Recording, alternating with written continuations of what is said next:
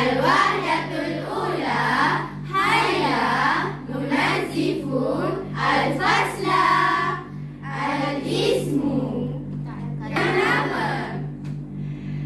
Al-Mu'allimu, guru lelaki, Al-Mu'allimatu, guru perempuan, Al-Talibu, pelajar lelaki, Al-Talibatu, perempuan, Ar-Rafu, buku, Al-Faslu, maknanya kelas.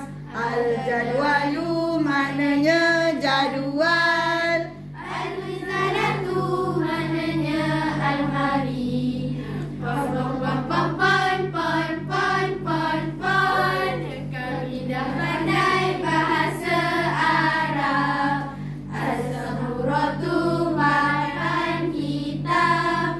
Al-Misahatu, maknanya pemadam. Al-Lawhatu, maknanya menteri. Al-Lawhatu, Papan putih. Al-Ardiyatu maknanya lantai. As-suratu, maknanya gambar. An-nabizatu, maknanya tingkah. Kami dah pandai bahasa Arab. Al-majalatu, maknanya majalah.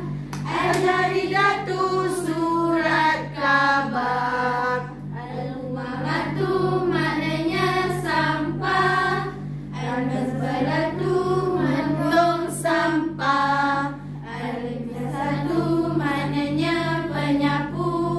Al-Ilanatu, iklan. Al-Madrasatu, maknanya sekolah.